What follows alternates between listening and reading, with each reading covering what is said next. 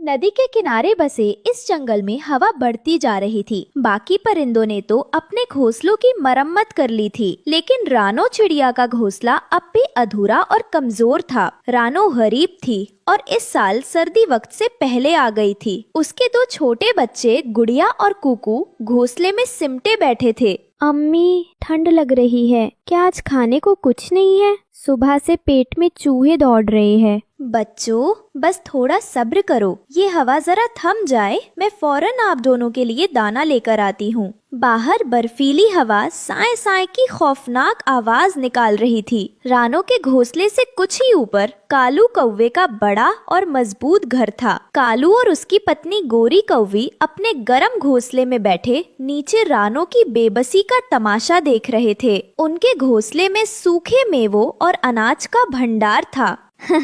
अरे सुनिए जी, जरा नीचे तो देखिए, वो रानो कलमुही फिर अपने बच्चों को परों में दबाए बैठी है। लगता है इस सर्दी में तीनों ही जमकर मर जाएंगे। मैंने तो पहले ही कहा था, अक्ल चाहिए घर बनाने के लिए। ये चिड़िया होती ही बेवकूफ हैं। अरे घोंसला नदी के इतने करीब और इतनी कमजोर टहनी पर बनाया है कि एक तेज झोंका भी बर्दाश्त नहीं कर पाएगा। रानो ने कालू और गोरी की बातें सुन ली। उसकी आंखों से आंसू बह निकले। कुछ देर बाद रानो के पुराने दोस्त हरिया तोता, हरियाली, बंटी कबूतर रानो का हाल जानने आए। वे सभी मौसम के बिगड़ते मिजाज से परेशान थे। रानो बहन, आप ठीक तो हैं?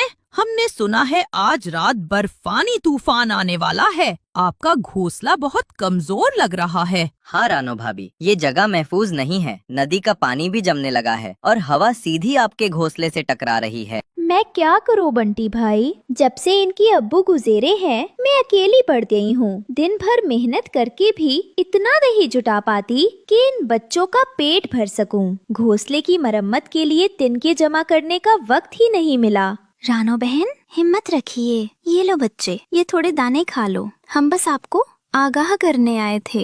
हो सके तो बच्चों को लेकर किसी सुरक्षित खोखल में चली जाइए। रानो ने उनका शुक्रिया अदा किया। गुड़िया और कुकू ने जल्दी जल्दी दाने खाए। रात होते ही मौसम ने अपना रूप बदल लिया, जिसे ठंड का कहर कहते हैं।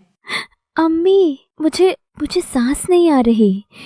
मेरे पंजे सुन्न हो गए हैं। नहीं मेरे बच्चों, हिम्मत रखो, मैं हूँ नंबर। मैं तुम्हें कुछ नहीं होने दूंगी। मैं अपने परों से तुम्हें ढक लेती हूँ। उसका पूरा जिस्म अकड़ रहा था, लेकिन वो अपने बच्चों को बचाने के लिए सब कुछ सहने को तैयार थी। हवा का एक बेहद तेज और बर्फीटीला झोंका आया, जिससे रानो का घोंसला टूटकर नीचे गिर गया। वो तीनों बर्फ में बिखर गए। रानो फौरन उठी। उसने देखा गुड़िया और कुकू की आंखें ठंड से बंद हो रही थी। गुड़िया, कुकू, आंखें खोलो। नहीं बच्चों, आप सो नहीं सकते। अगर आप सो गए तो फिर कभी नहीं उठोगे। उठो मेरे लाल। तभी रानो को एक ही उम्मीद नजर आई। उसने अपने दोनों बच्चों को अपने पंखों में लपेटा और घिसटती हुई उसी पेड़ पर वापस चढ़ने लगी। रानो कालू के घोंसले के बाहर आती है। कालू भाई, दरवाजा खोलिए। कालू भाई,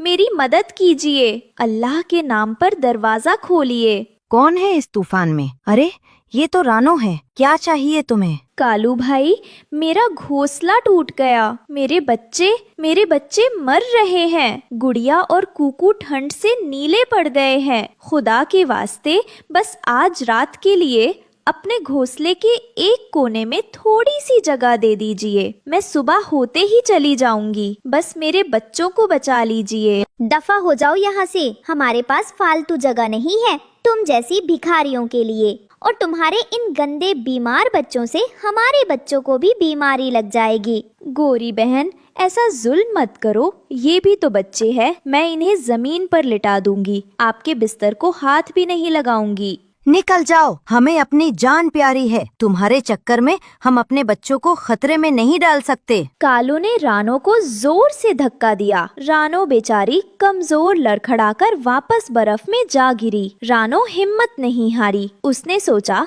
हरिया भाई और बंटी भाई जरूर मदद करेंगे। वो अपने बच्चों को लेकर हरिया तोते के घोंसले की तरफ बढ़ी। हरिया और बंटी के घोंसले भी तूफान से आधे उजड़ चुके थे। रानो बहन, आप इस हाल में? भाई, मेरे बच्चे। हम क्या करें रानो बहन, हमारे बच्चे खुद ठंड से अकड़ रहे हैं। हम आपको अंदर बुला भी ले तो यहाँ इतनी जगह नहीं कि हम सब समा सके।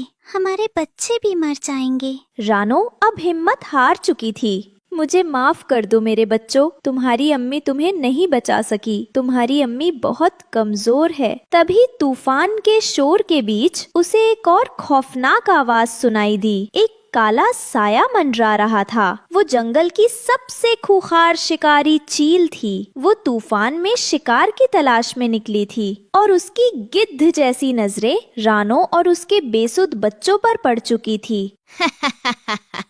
वाह, किस्मत हो तो ऐसी। इस जानलेवा तूफान में 3 शिकार, वो भी एक साथ। आज तो दावत हो जाएगी। रानो जानती थी कि वो इस चील का मुकाबला नहीं कर सकती। जैसे ही चील ने अपने नुकीले पंजों के साथ झपट्टा मारा, रानो अपनी सारी ताकत बटोरकर हवा में उछली। खबरदार, मेरे बच्चों को हाथ भी लगाया तो।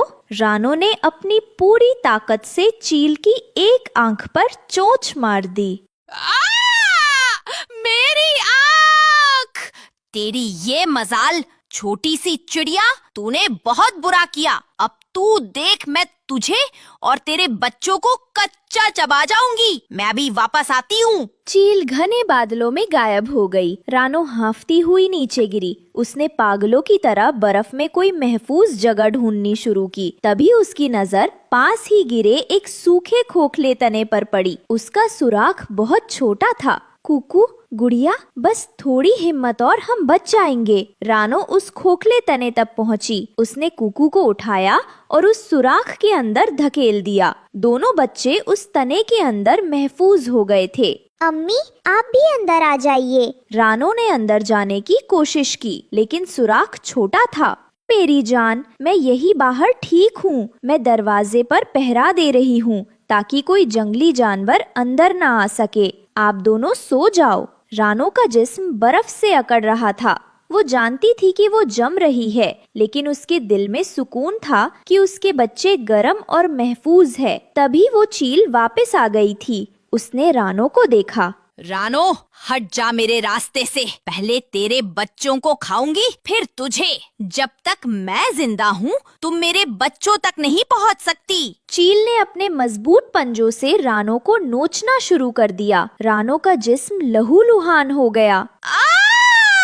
रानो तड़प रही थी, लेकिन उसने सुराख को नहीं छोड़ा। चील गुस्से में पागल हो गई। उसने अपना आखिरी जानलेवा वार किया। रानो की चीख उस बर्फीले तूफान में दबकर रह गई। वो मर चुकी थी, लेकिन मरते हुए भी उसके जिस्म ने उसके बच्चों की जान बचा ली थी। फिर चील हार मानकर जख्मी वहां से चली गई। सुबह तूफान थम चुका था। हरिया तोता, हरियाली तोती, बंटी और बबली रानो को ढूंढने निकले। रानो भाभी, आप कहाँ हैं? हाय अल्लाह, इस तूफान में वो बेचारी कहाँ गई होगी? तभी हरिया तोते की नजर उस खोखले तने पर पड़ी। नहीं नहीं, रानो बहन। ये मंजर देखकर सबका दिल दहल गया। बंटी ने जब रानो के बेजान शरीर को हटाया तो अंदर से 2 मासूम आवाजें आईं। अम्मी, क्या सुबह हो